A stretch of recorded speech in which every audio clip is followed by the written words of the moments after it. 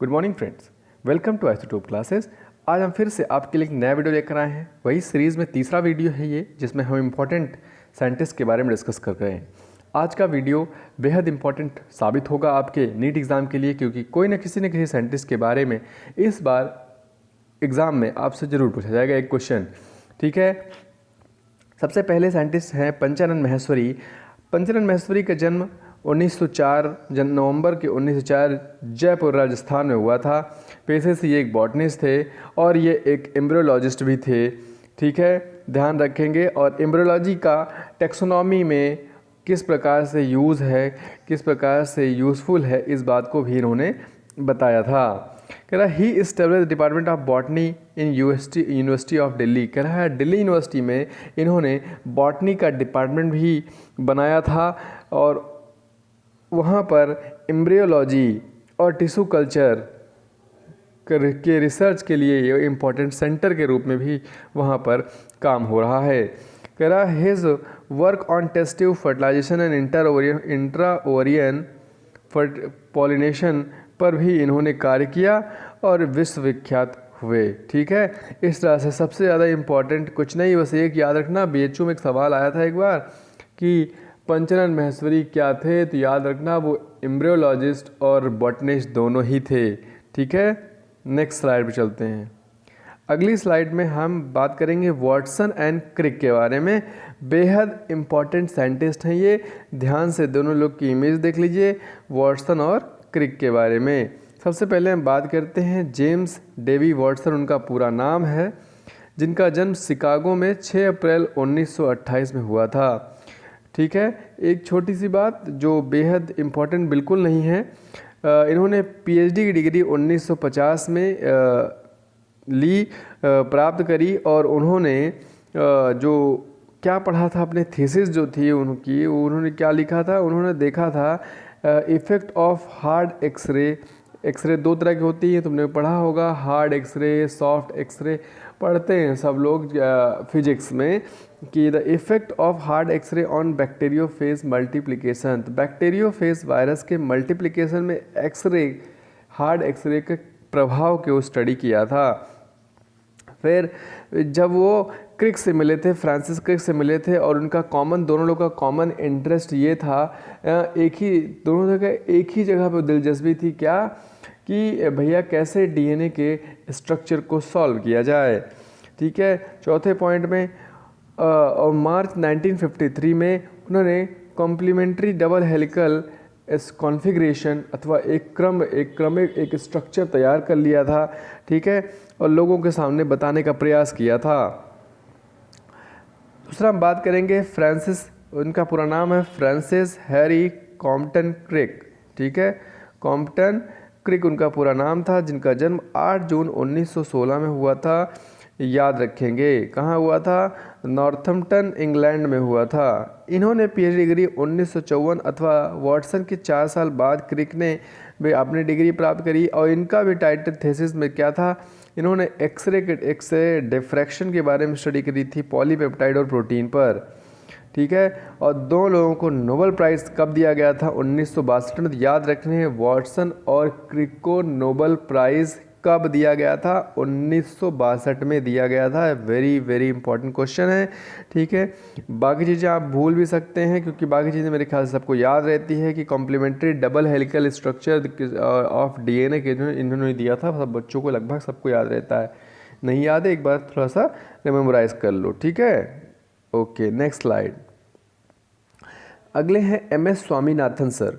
MS Swaminathan, उनका नाम क्या है, मोनकोम्बू सांबशिवन स्वामीनाथन। मोनकोम्बू सांबशिवन स्वामीनाथन इनका पूरा नाम है। इस एमएस स्वामीनाथन हम लोग शॉर्ट में पढ़ते हैं, जिनका जन्म अगस्त 1925 में तमिलनाडु में हुआ था।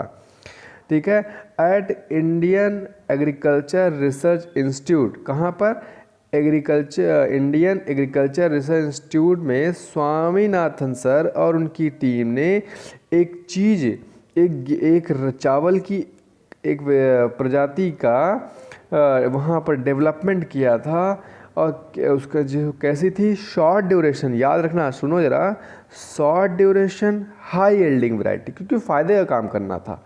ठीक है, प्रॉफिटेबल वर्क करने थे जहाँ पर कम टाइम लगे, अधिक फसल, अधिक पैदावार हो, ठीक है, यील्ड हो, पैदावार अधिक हो, कम वक्त में अधिक पैदावार वाली चावल की कुछ प्रजातियां, कुछ वैरायटियां उन्होंने, और उसमें बासमती भी थे, बासमती की वैरायटियां भी थीं, उन शामिल थी।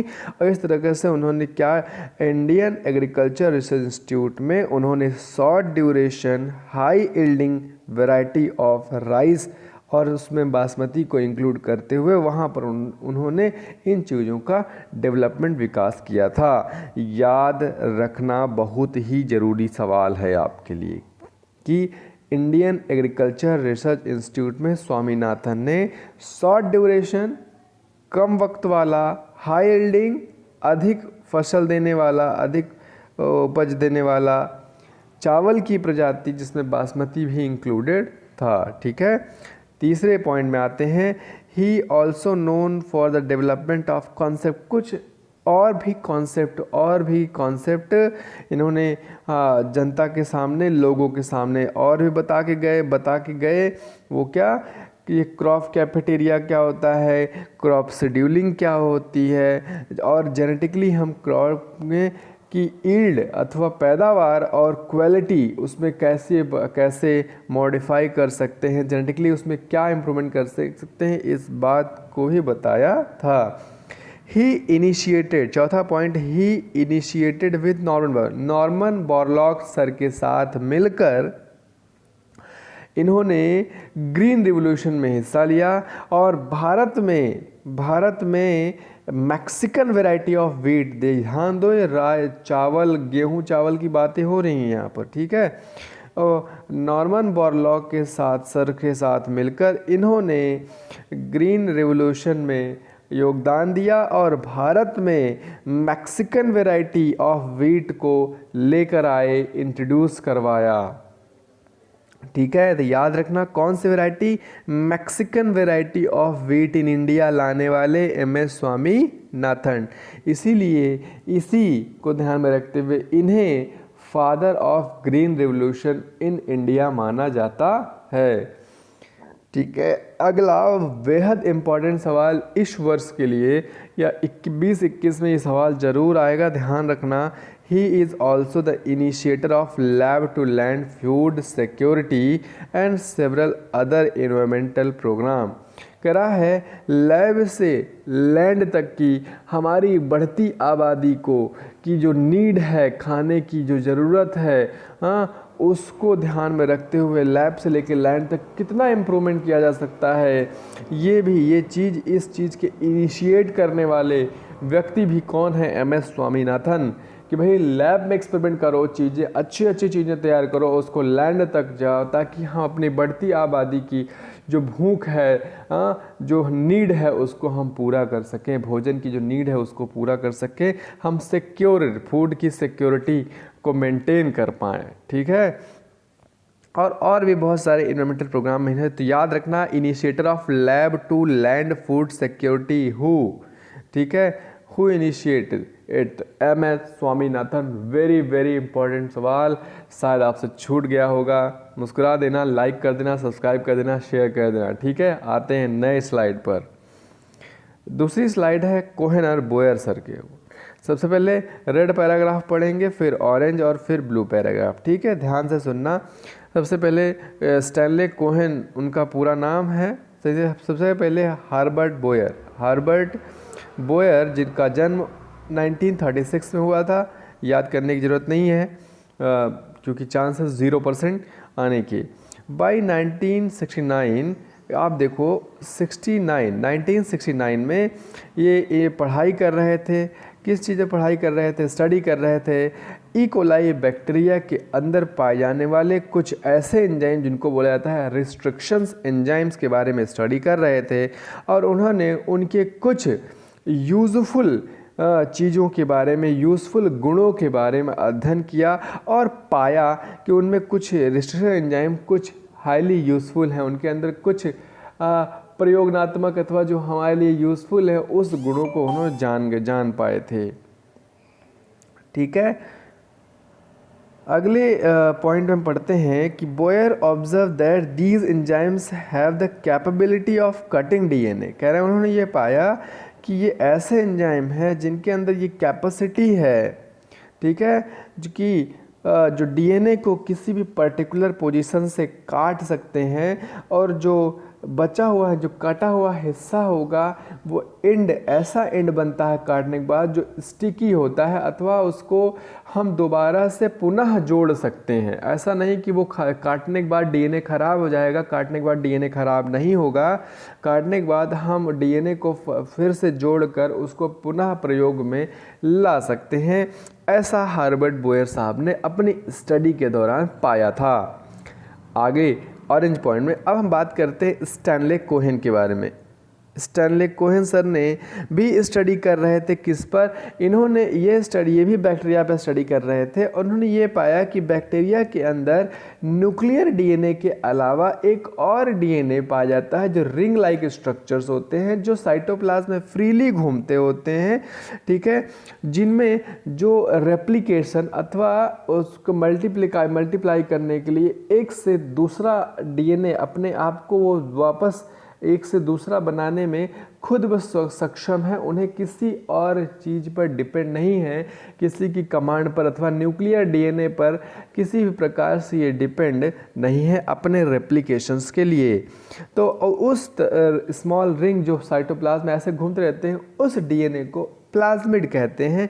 ये बात हमारे स्टैनले कोहेन साहब ने अपने स्टडी के दौरान पाया था, ठीक है। अब देखेंगे सेकेंड पॉइंट उसमें क्या है कि कोहेन ने एक चीज़ और डेवलप करी। जब उन्होंने ये अपनी स्टडी में पाया कि भैया न्यूक्लियर डीएनए के अलावा भी एक और डीएनए बैक्टीरिया सेल में होता है, ठीक है, जिसको प्लाज्मिड कहते हैं, ठीक है, तो उन्होंने ये एक मेथड डेवलप किया कि भाई कि हम किसी भी कोशिका से चाहे वो किसकी कोशिका हो, हम किसी भी कोशिका से, हालांकि बैक्टीरिया पे काम कर रहे थे तो बैक्टीरिया पर ही ज़्यादा इन्होंने एक्सपेरिमेंट किए थे, तो इन्होंने ये पाया कि मेथड डेवलप किया कि हम इस प्लाज्मिड को उस बैक्टीरिया के शरीर से निकाल भी सकते हैं या उस कोशिका से हम बाहर निकाल भी सकते हैं और दोबारा डाल भी सकते हैं। ये काम इन्होंने कर लिया कि भाई उन्होंने प्लाज्मिड को निकाल भी सकते हैं। उनके पास ऐसे मेथड्स आ गए कि डेवलप किया उन्होंने कि मैं निकाल भी सकता हूँ और वापस डाल भी सकता हूँ और बैक्टीरिया पर किसी प्रकार का कोई फ़र्क नहीं पड़ेगा। ये थे कोहेन साहब ने। अब अच्छा, इन्होंने बोयर साहब ने क्या किया, इन्होंने रेस्ट्रिक्शन एंजाइम देखा, ठीक है, और उन्होंने ये पाया कि ये एंजाइम काम के हैं, डीएनए को कहीं से भी काट पीट सकते हैं और जो कटा हुआ हिस्सा होगा वो ख़राब नहीं होता, वो स्टिकी हो जाता, स्टिकी एंड होता है, हम दोबारा से जोड़ के काम में ले सकते हैं। स्टैनले साहब ने कहा एक और भैया न्यूक्लियर डीएनए के अलावा एक और डीएनए होता है जिसको प्लाज्मिड कहते हैं और उस प्लाज्मिड को हम निकाल भी सकते हैं और दोबारा डाल भी सकते हैं। ये बात बताई कोहेन साहब ने, ठीक है। फिर इन दोनों लोगों ने स्प्लाइसिंग का मतलब, स्प्लाइसिंग शब्द का मतलब अगर समझे, वर्ड मीनिंग अगर समझे, तो स्प्लाइसिंग का मतलब होता है जोड़ना, एडिशन, किसी चीज़ को संयुक्त करना अथवा जोड़ना ही इसका मतलब होता है। तो डीएनए को जोड़ना गांठ, तो ये जो इन दोनों लोगों की बातें, दोनों लोग एक साथ आए, उन्होंने कहा कि यार आप निकाल सकते हो और मेरे पास काटने की जुगाड़ है, तो ऐसा करते हैं हम दोनों लोग मिलकर ऐसा करते हैं कि डीएनए को बाहर निकालते हैं और काटते हैं और मन चाहा डीएनए, जैसा चाहा वैसा डीएनए बनाया और उसको यूज़फुल तरीके, उन्होंने उसका मिसयूज़ नहीं किया, उन्होंने सिर्फ उसका यूज़ किया, ठीक है, किसी प्रकार से मिसयूज़ करने का प्रयास नहीं किया। उन्होंने कहा कि हम डीएनए को काटेंगे और बाहर निकालेंगे और फिर डालेंगे और मन चाहा, जैसा काम हम चाहेंगे वैसा उस डीएनए से हम करवा सकते हैं, क्योंकि अब इच्छा अनुसार हम अपना डीएनए बनाएंगे और इच्छा अनुसार उससे स्पेसिफिक कोई भी स्पेसिफिक प्रोटीन बनाने का कार्य करेंगे। इस तरीके से इन दोनों लोगों की प्रोसेस मिलाकर और इन्होंने काम किया कि मन चाहा डीएनए बनाया और मन चाहा प्रोटीन बनवाने का कार्य किया बैक्टीरिया सेल में इंसर्ट करके, ठीक है। ये थी हर्बर्ट बोयर की कहानी। याद रखना दोनों लोगों ने किस प्रकार पर अलग अलग काम किया है, हर्बर्ट बोयर साहब का क्या काम है, स्टैनले कोहेन, और दोनों मिल के क्या काम किए, ये याद रखना है, ठीक है। एक बार पैराग्राफ को ध्यान से पढ़ना, ठीक है, अच्छे से मेमोराइज हो जाएगा और इम्पॉर्टेंट बहुत है। नेक्स्ट पॉइंट चलते हैं। अगले साइंटिस्ट हैं रामदेव मिश्रा सर। रामदेव मिश्रा सर बहुत इंपॉर्टेंट है इकोलॉजी के पॉइंट ऑफ व्यू से। एग्ज़ाम में मुझे आशा है कि यही सवाल या तो लैब टू लैंड इनिशिएटर कौन थे वो आ सकता है, और या तो रामदेव मिश्रा सर के बारे में एक सवाल आएगा। ठीक है, कोहेन और बोयर तो इनके बारे में तो हर साल सवाल आता ही है, कोई ना कोई सवाल इनके बारे में हर साल पूछा जाता है। ठीक है, तो रामदेव मिश्रा सर का जन्म 26 अगस्त 1908 में हुआ था। ये फादर ऑफ इकोलॉजी, भारत के father of ecology in India में, इंडिया के फादर ऑफ इकोलॉजी हैं। याद रखना, बहुत ही महत्वपूर्ण सवाल है। अगला इम्पॉर्टेंट नहीं है, लेकिन इन्होंने कुछ चीज़ों की समझ, कैसे आम जनता लोग समझेंगे, कैसे ही एक जो इस फील्ड से रिलेटेड हैं वो लोग कैसे समझेंगे, कुछ अंडरस्टैंडिंग पर्पस के लिए कुछ और चीज़ों की नींव रख कर गए थे, जैसे ट्रॉपिकल कम्युनिटी और उनके सक्सेशन, पौधों की पॉपुलेशन और उनकी प्रोडक्टिविटी पर इन्वायरमेंट के प्रभाव, न्यूट्रिएंट साइकिल, और कहाँ पर ट्रॉपिकल फॉरेस्ट में और ग्रासलैंड इकोसिस्टम में, इन सब चीज़ों के बारे में कैसे आप किन चीज़ों को समझेंगे, इस चीज़ की नींव भी इन्होंने ही रखी थी। एक बार थोड़ा सा ध्यान दे के देख लेना। ठीक है, अगला चौथा पॉइंट जो बेहद इम्पॉर्टेंट बिल्कुल नहीं है, ये दैट क्योंकि इकोलॉजी में पीजी करने के लिए था, पोस्ट ग्रेजुएशन करने के लिए भारत में पोस्ट ग्रेजुएशन इकोलॉजी में कोई नहीं कर सकता था, लेकिन इनके चलते भारत में पहली बार पीजी कोर्स इकोलॉजी में करने के लिए आया था। दूसरा, इनके ही एफर्ट से, इनकी मेहनत से ही भारत सरकार, गवर्नमेंट ऑफ इंडिया ने क्या बनाया था, नेशनल कमेटी फॉर इन्वायरमेंट, राष्ट्रीय कमेटी बनाई थी लोगों की, जिसमें क्या होगा, इन्वायरमेंटल प्लानिंग और कोऑर्डिनेशन, इन्वायरमेंट के बारे में सोचेंगे और उस इन्वायरमेंट को सेव करेंगे, कैसे कंजर्व करेंगे, इन सब चीज़ों पर ध्यान रखने के लिए उन्होंने एक कमेटी बनाई थी जिसका नाम था national committee for environmental planning and coordination in 1972। It's a very very important question. ठीक है, कि 1972 में की गई थी। तो क्वेश्चन पूछेंगे, national committee for environmental planning and coordination established by government of India in, याद रखना, 1972। अगला सवाल, फिर इसी कमेटी के गठन के बाद में करीब 12 साल के बाद एक दूसरी चीज़ का गठन हुआ। ठीक है, गठन हुआ और भारत सरकार ने एक मिनिस्ट्री ही बना दी, ministry of environment and forest. ठीक है, का एस्टेब्लिशमेंट किया, स्थापना कर दी, बना दिया क्या, याद रखना, ministry of environment and forest कब बनाया गया था, 1984 में। तो ये थी आज की स्लाइड, आशा करता हूँ आपको अच्छी लगेगी। मिलते हैं अपने नए वीडियो में, नई स्लाइड, नए साइंटिस्ट के बारे में कुछ जानेंगे हम लोग। ठीक है, इस तरह से आज का वीडियो समाप्त होता है। Thank you. आप एक बात कहनी है कि अगर आपने अभी तक सब्सक्राइब नहीं किया चैनल को, सब्सक्राइब कर लो, लाइक कर दो, कमेंट कर दो, प्लीज़ वीडियो को शेयर कर दो।